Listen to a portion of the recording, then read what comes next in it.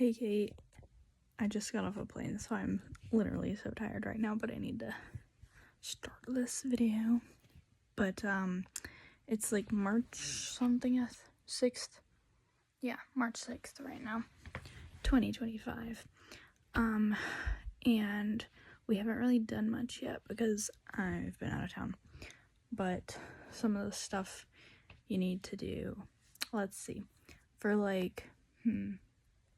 auditions, let's start back there. For auditions, what I do, I usually go.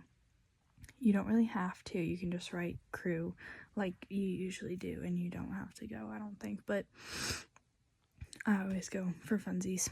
And if you want to try out, go for it. It's whatever. But on the sheet, if they give you a sheet, I don't know what you do. You just write makeup crew, hair crew, whatever. But then I always like to talk to them and be like, hey, can I be in charge of it or whatever, and like talk with them, see how they're feeling about it, and they'll probably say yes because no one else is gonna do it. But I try to do it as fast as possible so that I can get a feel for who's doing it, how much we need to do. Like Miss Tori's really good about letting you know what's the like expectations for your stuff, basically. Like for this one, I literally forgot the name. What is it? One Stoplight Town. There's so many changes, and I haven't even had time. I had like a chance to look at it, and I'm like, oh my gosh, so many changes, like during the thing. But anyway, so we're gonna go through that. But basically, yeah, just let them know you're doing it, and then after auditions, you can ask them, whoever's in charge, the directors, ask the directors who else is doing it, who else is involved, and you can kind of pick your numbers, if there's a whole bunch of involvement, just basically pick whoever you want. You don't want a whole bunch of people, it gets too much then, obviously, but I would go the oldest grade down, so like if there's a whole bunch from each grade, just pick the seniors then, because they're graduating and won't get another chance to do it, and they're most likely the more experienced. You can have underclassmen like learning to do it if they want to, but make sure to advertise that they can also do costumes or sets and props, because most of the time they think like, oh, if you're doing backstage, it's just lights and sound and hair and makeup. There's nothing else. They don't really think about costumes and stuff. So you need to make sure that they are really wanting to do the hair and makeup aspect, and it's just not something for them to do, But after you figure out who's involved, I would get their phone numbers or their email addresses. You can also, what I'm probably gonna do is just at an end of a practice, just yell at everyone and be like, if you're part of the hair and makeup crew, come see me, and if they don't show up, they're not part of it, make sure everyone is there to be able to get them a chance to talk to you. Get their phone number, get their email, and get whatever you want to communicate by. I like to use the phone number because my email doesn't like me, so we use the phone numbers, obviously. And then you're going to contact them. I usually like between three other people usually is really nice for me, because you can still talk to them and communicate with them, but they kind of know what they're doing. It's a small enough group, you know what's happening. I don't know, it's the easiest thing for me. Some people like a larger amount, like I know people before us really liked everyone helping out. I really don't like that. I like a small group, but I mean, you'll find what you're comfortable with. But yeah, that's pretty good. So you're gonna do that. You're gonna get everyone's stuff, and then you're gonna talk to the directors and figure out if they want anything for any specific people, like makeup and hair. Like Miss Tori came to me the other day. She's like, I really want dark circles for this one scene for this one character, right? And I was like, okay. And make sure you have a notebook. That's honestly the easiest thing. The notebook, or like the Notes app or Pages app, whatever. I like a little notebook for me. And they'll just shout at you random stuff every now and then, so make sure you're paying attention. I mean, obviously you do lights and stuff too, but just, keep an open mind, I guess. And after rehearsal, not every day, but maybe every day, go up to them and ask them, is there anything you want changed? Is there anything we need to do? And maybe start doing the stuff earlier, I feel like this is all over the place, but it's working. So like, you're getting an idea of what's happening, basically, from the directors and from what they want. Usually, they kind of just let you have free reign, but if there's any specific thing that they want, a vibe for a character, because like, for the librarian, it could have gone one of two ways. It could have gone elementary school teacher librarian with dresses and braids and junk, or it could have gone strict stereotype librarian with like buns and the pencil skirt and junk. So you need to figure out kind of the vibe of the characters, of the whole play, of everything. Make sure you read through the script to see if the writer's notes are in there, if you want to go by those. They were really helpful for Murder in the Air, but there were none for Antigone, so it's kind of up to you for that. But anyway, after you've talked to Miss Larson, Miss Torrey, or whoever's in charge, you're gonna make notes on that, and you're gonna take that into account with what you're doing. So for this one, I haven't actually started yet because, like I said, I just got off of a plane. But you're going to print out those little pages. You can ask your people if you want that, but I found that easiest, at least for me, to print out the little face pages that we do. And you can either split them in half for one person but 2 characters, or you can do one for each character. I usually split them in half, but if you do one for each character, that's pretty fine. And you can just Google like a plain face. I save it in my photos so I can print it out. You just print out like 20 of those sheets and you'll be good to go with those. And you can write down, you can color on it. I usually do a pencil and maybe a couple colors, but if you're short on time, make sure to write the character's name and the actor's name, so you can keep it straight.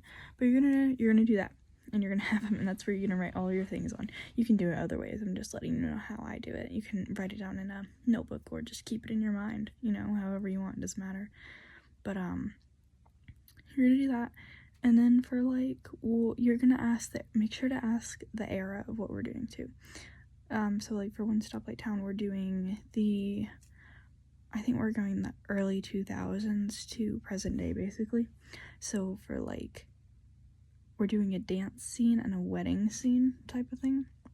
So what you're going to need to do is you're going to actually need to research, and you can read articles or Vogue magazines, watch TV shows from then. I don't know, I'm blanking right now, but Disney Channel shows maybe, or the teenager ones. Nothing that's trying to replicate it. So if you're watching something from present day and everyone's dressed up in the old stuff, it's likely still going to be the modern day makeup and some modern day clothes. It's not, so you're gonna want to try and find something from that time rather than a modern day recreation of it, right? So you can look up articles too. That's usually what I do, but make sure to research it, because for Antigone and stuff, we had to learn this whole new lipstick and eyebrow method, and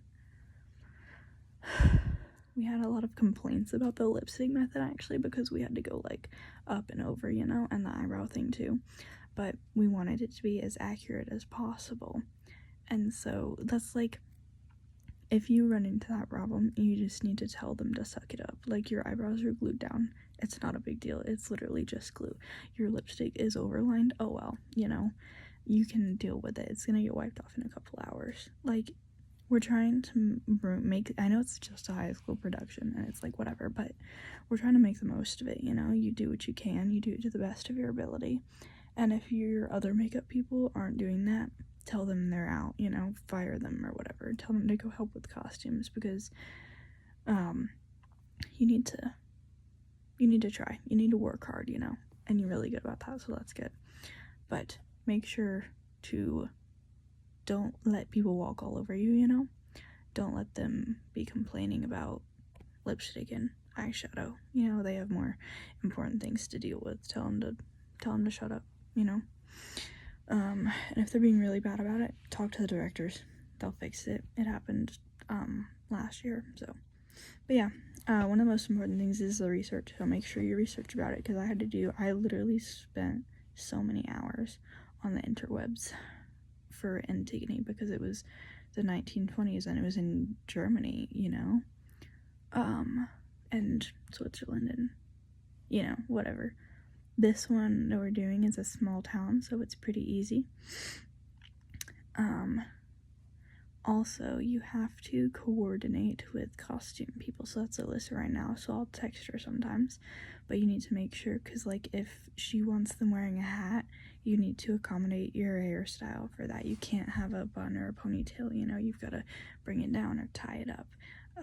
And the costumes, if you want hair bows or accessories, you need to make sure they work with the costume. And fake mustaches and wigs, so I do wigs, but the fake mustaches and junk, that's what Alyssa did. You can do them. It was just kind of like, do you want to order them? Do you want to order them? And she was like, I'll just order them. So, you know, you're going to coordinate with them a lot, basically, especially for Antigone. We coordinated so hard in Murder in the Air because those were period pieces and we matched them with the vibe, you know. You need to make sure that your lipstick doesn't clash with the hair, the hats, or the outfits, you know. Same with eyeshadow. You can look up the color wheel if you need to, you know, I do that sometimes. And then also you need to watch tutorials or videos or figure it out yourself, to be honest. Like test it on your own face or, you know, Taylor's face. Your siblings, your parents, whatever. I usually do it on my mom. How you're gonna do it, you know, because if there's a heavy eyeliner look and you're not comfortable doing it, you can't go in blind. You have to practice how to do it. Same with the wigs and the hairstyles. You need to make sure you can do every single one of those looks so you can help out with the people. You know, other people may be better at doing hair and stuff than you, but you need to know how to do it so you can help them or teach them or you know, do it for them if they're in a crunch, you know. You can also do a day like we did like 2 years ago. It's best if you have new people. You can do a day where you show the directors what you're doing, where you show the other people how to do it, because if you have a method and you stick with it and you teach the other people how to do that method, they'll all match. If you just let them free roam, they're not gonna match, you know. And bring your own products. I like to make sure to test the foundation shades on their hands, because most people take the same one, but if you get some new one, you know, you gotta buy a new shade. If anyone wants to bring their own mascara, let them, because, you know, you don't want to share mascaras. Same with lipstick sometimes, but if you want a specific color, tell them no. I mean, you can tell them no, you know, it's not a big deal. But yeah, anyway, do a day where you show your other people what's happening, where you teach them how you want everything, where you teach the what are they called, the actors, what's gonna happen to them, you know, and what they can and can't do, whether they can't touch their face, whether they can't touch their lips. Tell them if they can drink or not, you know. You need to go over all your rules, because it depends on whether your stuff is waterproof or smudge proof or not, you know. It depends on the products. If you're gonna need a touch up throughout the show too, you need to figure that out, basically figure out how long everything is gonna take. The makeup look should take no more than 5 minutes per, and the hair should take 5 to 7, you know. So that is really fast, but it's not that hard to do, you know. You just have to get good at it, because if you have like a cast of 20 and like 5 people, if you have like a cast of 20 and like 5 minutes per, that's like a really long time, you know.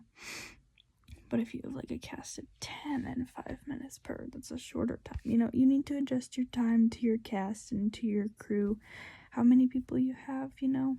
If you have a cast of 20, you need to cut it down to like 1 or 2 minutes per, you know, which is hard, but you can always cut down your makeup looks or ask for an extension on time, come during 8th period type of thing. But yeah. And with your crew, with your other people, you need to, don't be afraid to boss them around, you know? You need to separate your friendship from your, I don't know, your role, basically. Because, like, if you're friends with them and you're, like, you're messing around the whole time and you're just letting them get away with stuff, no. So you need to be able to step into that role where you can tell them no, you can tell them to redo it. You're not going to be afraid to do that, but it's also not going to ruin your friendship, you know? Even if you have to do, like, a disclaimer, you guys, I'm going to yell at you, don't take it personally, you know? If you don't yell at them, you don't yell at them. I mean, you know, it works, but just don't be afraid to take charge, really. But yeah, I think that's all for now. I'll do another video showing you what I'm actually gonna do with the pages and the research and everything. But yeah, that's all for now. Thank you. Goodbye.